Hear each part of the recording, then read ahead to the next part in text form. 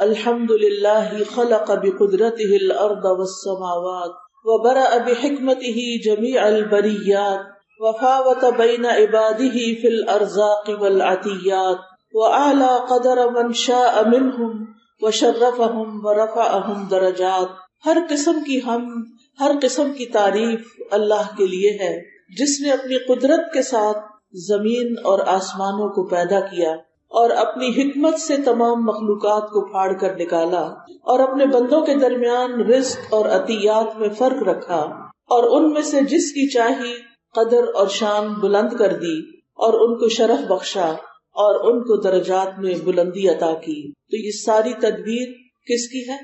صرف اور صرف اللہ رب العزت کی. اس میں کسی انسان، کسی فرشتے، کسی جن کا کوئی بھی حصہ نہیں. اس لیے ہم سب اللہ ہی کی تعریف کرتے ہیں. ہم سب جانتے ہیں کہ اس دنیا میں ہم بہت تھوڑی مدت کے لیے آئے. اللہ سبحانہ تعالیٰ نے جب آدم علیہ السلام کو پیدا کیا اور پھر ان کی پشت سے ساری روحوں کو نکالا، ساری روحوں کو پیدا کیا، تو ہمارا وجود اس وقت دنیا میں آ چکا تھا. لیکن ہمیں اس جسم کے ساتھ اب آنے کا موقع ملا ہے دنیا میں. یعنی ہماری روحیں تو پہلے سے ہی پیدا ہو چکی تھی، لیکن ہم اب دنیا میں ہوش و حواس کے ساتھ زندگی بسر کر رہے ہیں. اس وقت سے جب سے ہماری روح پیدا ہوئی اب تک کتنا عرصہ گزرا کسی کو کچھ یاد نہیں پتا. پھر آپ دیکھیے کہ ہم چند سال کے لیے اس دنیا میں ہیں، اس کے بعد پھر ہم دنیا سے چلے جائیں گے، یعنی فوت ہو جائیں گے. فوت ہونے کے بعد لوگ قبروں میں جاتے ہیں. کبھی آپ کسی قبرستان کے پاس سے گزرے، آپ کو کچھ پتا چلتا ہے کہ یہ کب سے یہاں دفن؟ نہیں. آدم علیہ السلام سے لے کر اب تک جتنے لوگ فوت ہو چکے ہیں وہ سب فوت ہو کر زمین کے اندر جا چکے ہیں. یہی انجام ہمارا بھی ہونے والا ہے اور ہمیں نہیں پتا کہ ہم نے قبر میں کتنے سال رہنا ہے. ہو سکتا ہے 1000 سال ہو سکتا ہے 2000 سال ہو، اللہ ہی بہتر جانتا ہے. پھر دوبارہ ہم قیامت کے دن جی اٹھائے جائیں گے. قیامت کا ایک دن کتنا لمبا ہے کسی کو پتا ہے؟ 50,000 سال.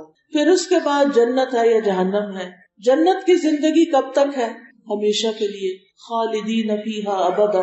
اب آپ دیکھیے کہ وہ زندگی جو جنت کی ہے ہمیشہ کی، وہ لمبی ہے یا یہ دنیا کی زندگی لمبی ہے؟ ان ساری زندگیوں میں دنیا میں آنے سے پہلے کی زندگی، پھر دنیا کی زندگی، پھر قبر کی زندگی، پھر حشر کی زندگی، پھر جنت کی زندگی، ان میں سے سب سے چھوٹی زندگی کون سی ہے؟ دنیا کی زندگی. اس لیے یہ اس کے غم بھی چھوٹے، اس کی خوشیاں بھی تھوڑی مختصر. اگر اس میں ہمیں ہر وہ چیز مل جائے جو ہم چاہتے ہیں، جو کہ ہو نہیں سکتا، یہ زندگی جو ہے یہ سب سے چھوٹی ہے. اس میں اگر آپ کو کوئی دکھ ہے، پریشانی ہے، تکلیف ہے تو وہ بھی بہت تھوڑے عرصے کے لیے، کیونکہ اس دنیا نے ختم ہو جانا ہے. اگر خوشی ہے اس نے بھی ختم ہو جانا ہے. اگر مال اور بیٹے ملے ہوئے ہیں تب بھی زندگی نے ختم ہو جانا ہے. نہیں ملے ہوئے تب بھی ختم ہو جانا ہے. آپ کے پاس سونے چاندی کے ڈھیر ہیں یہاں، پھر بھی زندگی نے ختم ہو جانا ہے. آپ کے پاس محلات ہیں، پھر بھی ختم ہو جانا ہے. اس دنیا کی ہر چیز عارضی ہے. یہ زندگی اور یہ دنیا ہمیں کس لیے ملی ہے؟ تاکہ ہم اس میں اپنی آخرت کے لیے کچھ کما لیں، اپنی آخرت کے لیے کچھ تیار کر لیں. اور اگر ہم اس دنیا میں اپنا وقت ضائع کر کے چلے گئے اور ہم نے اچھے کام نہیں کیے اور فضول کاموں میں پڑے رہے، صرف کھانے پینے کے شوق، صرف سیر و تفریح کا شوق، صرف گپ شپ لگانے کا، صرف دوستوں کے پاس بیٹھنے کا، کبھی اس کے گھر چلے گئے، کبھی اس شادی پہ چلے گئے، کبھی کہیں چلے گئے، اس طرح اگر زندگی گزاری بغیر کسی مقصد کے تو پھر کیا ہوگا؟ پھر آگے کی زندگی مشکل ہوگی. اگر اللہ کی نافرمانی کے کام کیے پھر تو پکڑ ہوگی، پھر تو سزا بھی ملے گی اگر توبہ نہیں کی اور اپنی اصلاح نہیں کی. اگر ہم نے اپنی اصلاح نہیں کی اور اللہ کی نافرمانی کے کام کیے، گناہ کے کام کیے، تو پھر کیا ہوگا؟ پھر اللہ کے ہاں پوچھ ہوگی اور بڑی سخت پوچھ ہوگی. اس وقت کون چھڑانے کے لیے آئے گا؟ قبر میں اگر فرشتوں کے منکر نکیر کے سوالوں کے جواب نہ دے سکے تو ہماری مدد کے لیے کون آئے گا؟ کوئی بھی نہیں آئے گا. قبر میں ہمارے ساتھ کون لیٹے گا؟ کوئی بھی نہیں. قیامت کے دن کون ہمیں پوچھے گا کہ تمہارا حال کیا ہے؟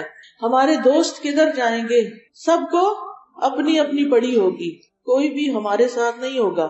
اس لیے عقل مند لوگ وہ ہیں جو اپنی اس زندگی کو سوچ سمجھ کے گزارتے ہیں. قرآن مجید میں اللہ سبحانہ وتعالیٰ فرماتے ہیں اعلموا انما الحیات الدنیا لعب ولہو وزینۃ وتفاخر بینکم وتکاثر فی الاموال والاولاد کمثل غیث اعجب الکفار نباتہ ثم یہیج فتراہ مصفرا ثم یکون حطاما وفی الآخرۃ عذاب شدید ومغفرۃ من اللہ ورضوان وما الحیاۃ الدنیا الا متاع الغرور. خوب جان لو کہ دنیا کی زندگی محض کھیل تماشا، زینت اور آرائش، اور تمہارا آپس میں ایک دوسرے پہ فخر کرنا اور مال اور اولاد میں ایک دوسرے سے زیادہ حاصل کرنے کی کوشش کرنا، یہ ایسا ہی ہے جیسے بارش ہوئی تو اس کی نباتات نے کاشتکاروں کو خوش کر دیا.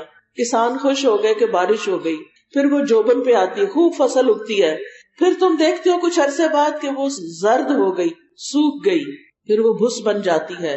جبکہ آخرت میں ایسی غفلت کی زندگی کا بدلہ سخت عذاب ہے، اور ایمان والوں کے لیے اللہ کی بخشش اور اس کی رضا ہے، اور دنیا کی زندگی تو محض دھوکے کا سامان. یعنی انسان اس زندگی میں جب جوان ہوتا ہے، اس کی طاقت ہوتی ہے، وہ ہر چیز کر سکتا ہے، تو وہ دھوکے میں پڑ جاتا ہے اور وہ سمجھتا ہے کہ شاید یہ زندگی ہمیشہ ایسے ہی چلے گی، لیکن ایسے نہیں چلتی. بہت جلدی بچپن گزر جاتا ہے اور انسان کے پاس صرف میموریز، صرف یادیں باقی رہ جاتی ہیں. جوانی گزر جاتی ہے اور صرف یادیں باقی رہ جاتی ہیں، اور پھر بڑھاپا بھی آ جاتا ہے اور چلا جاتا ہے اور انسان ہی چلا جاتا ہے، اور کچھ تو اس سے پہلے ہی چلے جاتے ہیں. تو پھر سوچئے کہ اس تھوڑی سی زندگی کو ہم نے کیسے گزارنا ہے، بغیر کسی پلاننگ کے، بغیر کسی منصوبے کے، بغیر سوچے سمجھے، بغیر علم حاصل کیے، بغیر محنت کیے، یا پھر ہم نے آخرت کو سامنے رکھ کے جینا ہے، کیونکہ وہ تو ہمیشہ کی جگہ ہے. رسول اللہ صلی اللہ علیہ وسلم نے فرمایا تم جانتے ہو کہ ہمیں اللہ کی طرف لوٹنا ہے، تو جنت کی طرف یا جہنم کی طرف جانا ہے. وہ ایسی اقامت گاہ ہے کہ وہاں سے روانگی کہیں نہیں، وہاں ایسی ہمیشگی ہے جس میں موت نہیں آئے گی، وہاں ایسے جسم ہوں گے جو مرنے والے نہیں. یعنی قیامت کے دن ایسے جسم ملیں گے کہ جن پہ موت آ ہی نہیں سکتی، کیونکہ موت کو تو ذبح کر دیا جائے گا، موت ہی کو ختم کر دیا جائے گا، لہٰذا اس کے بعد کوئی مرے گا ہی نہیں. تو خوش قسمت ہے وہ لوگ جو جنت میں جائیں گے اور ہمیشہ کی جنتوں میں رہیں گے اور کبھی نہیں مریں گے اور عیش و عشرت کریں گے، اور وہ کہیں گے کہ اللہ کا شکر ہے کہ ہم نے اپنے پچھلے دنوں میں زندگی میں محنت کر لی، عبادت کر لی، اللہ کو راضی کر لیا، آج اللہ نے ہمیں راضی کر دیا. اور سخت پچھتائیں گے وہ لوگ جو دنیا کی زندگی میں اپنا وقت ضائع کر کے چلے جائیں گے. لیکن اکثر لوگ دنیا کی زندگی سے دھوکے میں پڑے ہوئے ہیں. اکثر لوگوں نے دنیا کو اپنا مقصد زندگی بنا لیا ہے. اکثر لوگوں نے دنیا کی زندگی کی کامیابی کو کامیابی سمجھ لیا ہے، دنیا کے مال کی کثرت کو خوش قسمتی سمجھ لیا ہے، دنیا میں ملنے والی عیش و عشرت کو وہ سمجھتے ہیں کہ یہ سب سے فائدے کی چیز ہے. اس لیے وہ اپنی ساری قوتیں، اپنا سارا وقت، اپنی ساری صلاحیتیں، اپنی ساری سکلز، اپنی ساری دماغ کی قوت، دل کی قوت کس میں لگاتے ہیں؟ زیادہ سے زیادہ دنیا کمانے میں. یہ دھوکا ہے نا. دنیا نے ہمیشہ نہیں رہنا، لیکن اب دنیا ہی بنانے کی فکر میں لگے رہتے ہیں. ہم صبح اٹھتے ہیں تو دنیا کی فکر لے کر، رات کو سوتے ہیں تو دنیا کی فکر لے کر، لوگوں سے بات کرتے ہیں تو صرف دنیا کے ٹاپکس پر، آخرت کی بات کم ہی کرتے ہیں. آگے کے لیے کیا تیار کی؟ ہم ایک دوسرے سے پوچھتے ہیں اچھا تم نے فلاں چیز کی تیاری کر لی، شادی کی تیاری ہو گئی، جوڑا بن گیا، فلاں چیز بن گئی، جہیز بن گیا، تاریخ رکھ لی. اور اگر نہیں، کوئی رشتہ نہیں آیا، شادی نہیں، سارا دن پریشان، نماز میں بھی پریشان، قرآن پڑھتے ہوئے پریشان، ہر وقت پریشان، شادی نہیں ہو رہی. اس نے تو اپنے وقت پہ ہی ہونا چاہے آپ خوش رہیں یا پریشان رہیں، تو وقت سے پہلے نہیں ہو سکتی. اس میں وقت ضائع نہ کرتے رہیں اس پریشانی میں. جب نئی شادی ہوتی تب وقت ضائع کرتے ہیں، جب شادی ہونے لگتی ہے تب وقت ضائع کرتے ہیں. ہم کہتے ہیں کوئی شادی بار بار ہوتی، آج کل تو طلاقیں اتنی ہو رہی ہیں کہ بار بار ہی کرنی پڑ گئی. پھر آپ دیکھیں کہ ساری زندگی جو مال متاع جمع کرتے ہیں وہ اتنا فضول خرچیوں پہ ضائع کرتے ہیں کہ جن کے پاس ہے وہ تو کر رہے ہیں، اور جن کے پاس نہیں وہ دیکھا دیکھی قرضے اٹھا کے کر رہے ہیں. کتنے ہی لوگ ہیں جو قرض اٹھا کے اسراف کرتے ہیں، دنیا کی زندگی کے دھوکے میں پڑے ہوئے، وہ سمجھتے ہیں یہی خوش نمائی اصل خوش نمائی ہے. تو یاد رکھیے کہ مومن رہتا دنیا میں ہے، جیتا آخرت کے لیے ہے. ابن عباس کہتے ہیں اللہ نے دنیا کو 3 اجزاء میں تقسیم کیا ہے. ایک حصہ مومن کے لیے، ایک حصہ منافق کے لیے، ایک حصہ کافر کے لیے ہے. مومن دنیا سے آخرت کے لیے زیادہ راہ یعنی سامان اکٹھا کرتا ہے. مومن دنیا میں آتا ہے، وہ چیزیں اکٹھی کر رہا ہے، عمل اکٹھے کر رہا ہے، کس لیے؟ آگے کے لیے. منافق دنیا کی زینت اختیار کرتا ہے، یعنی وہ مال اکٹھا کرتا ہے، وہ ساری محنت کرتا ہے تاکہ دنیا کو اور خوبصورت بنا دے. اور کافر خوب عیش کرتا ہے کیونکہ وہ آخرت کو مانتا ہی نہیں، لہٰذا اس کی ساری اول آخر حسرتیں وہ دنیا میں ہی پوری کرنا چاہتا ہے. افسوس یہ کہ اپنے آپ کو مسلمان کہنے والوں نے ان دو لوگوں کے طریقے کو اختیار کر رکھا ہے، اس کے پیچھے چل پڑے ہیں. تو یاد رکھیے، صرف دنیا کے لیے محنت اور دنیا کے لیے کوشش کرتے رہنا آخرت کو بھول کر یہ سخت نقصان کا باعث ہے. سورۃ الکہف میں اللہ تعالیٰ فرماتے ہیں قُلْ هَلْ نُنَبِّئُكُمْ بِالْأَخْسَرِينَ أَعْمَالًا الَّذِينَ ضَلَّ سَعْيُهُمْ فِي الْحَيَاةِ الدُّنْيَا وَهُمْ يَحْسَبُونَ أَنَّهُمْ يُحْسِنُونَ صُنْعًا أُولَئِكَ الَّذِينَ كَفَرُوا بِآيَاتِ رَبِّهِمْ وَلِقَائِهِ فَحَبِطَتْ أَعْمَالُهُمْ فَلَا نُقِيمُ لَهُمْ يَوْمَ الْقِيَامَةِ وَزْنًا. تو دنیا کی زندگی جو ہے وہ کیا ہے؟ اگر کوئی شخص صرف دنیا کے لیے کام کرتا ہے تو وہ خسارے میں ہے. سورۃ کہف کی اس آیت کا مطلب کیا ہے؟ کہہ دیجئے کیا ہم بتائیں تمہیں ان لوگوں کے بارے میں جو اعمال میں سب سے زیادہ خسارے میں ہیں، نقصان میں ہیں؟ یہ وہ لوگ ہیں جن کی کوشش دنیا کی زندگی میں ضائع ہو گئی، سارا کچھ صرف دنیا کے لیے کیا، اور وہ سمجھتے ہیں کہ بے شک وہ ایک اچھا کام کر رہے ہیں، بڑے خوش بھی ہیں اس پر.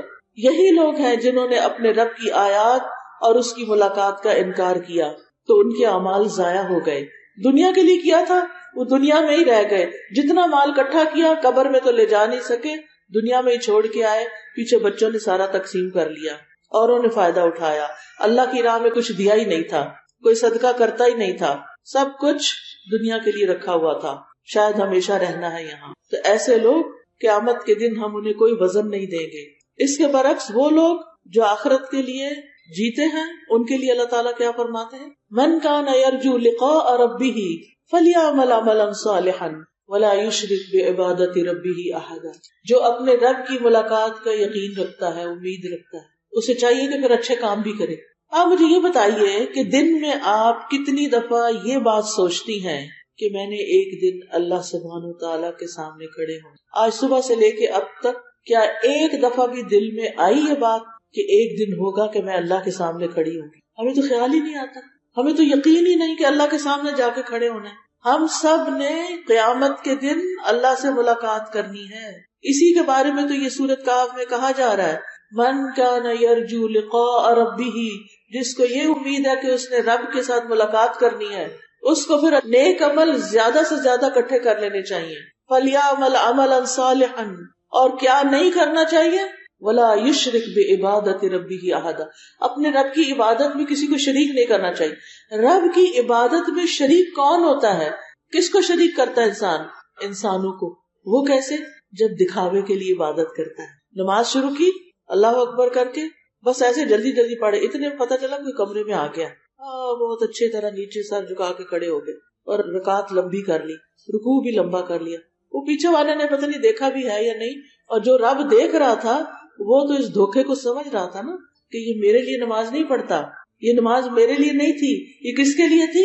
یہ اس کے لیے تھی جو ابھی کمرے میں آیا تھا، کیونکہ پہلے تو ایسے ہی پڑھ رہا تھا غفلت سے، اور جب کوئی دیکھ رہا تھا تو بڑی اچھی پڑھنے لگ گیا. قرآن پڑھ رہا تھا وہ ایسے تیسے ہی پڑھ رہا تھا، جب دیکھا کوئی آیا تو بڑی خوبصورت طریقے سے پڑھا. لوگوں کو دکھاوے کے لیے کام. ویسے کبھی صدقہ نہیں کیا، جب پتا چلا کہ لوگ تالیاں بجائیں گے تو پھر بڑی بڑی رقمیں دینا شروع کر دی. یہ کس کی عبادت ہے؟ اللہ کی نہیں، یہ نام کی خاطر، یہ شہرت کی خاطر، یہ لوگوں کی محبت میں لوگوں کو دکھانے کے لیے کہ میں بڑا نیک ہوں. ایسی عبادت اللہ کو نہیں چاہیے جس میں ملاوٹ ہو. مجھے آپ بتائیں آپ میں سے کس کس کو ملاوٹ والا دودھ پسند ہے؟ کون سی چیز ملاوٹ والی اچھی لگتی ہے؟ کوئی بھی نہیں. تو پھر ہم اللہ کی عبادت میں کیوں ملاوٹ کر دیتے ہیں؟ ہم کہتے ہیں 2 رکعت نماز کس کے لیے؟ اللہ کے لیے، ٹھیک ہے، اور پھر کہہ کے اللہ کے لیے کہنے کی ضرورت نہیں ہوتی، دل میں سوچتے ہیں. جب کہتے ہیں اللہ اکبر تو ہم ان صلاتی و نسکی و محیایا و مماتی للہ رب العالمین، زبان سے ہم یہ کہہ رہے ہوتے ہیں اور دل میں کیا سوچ رہے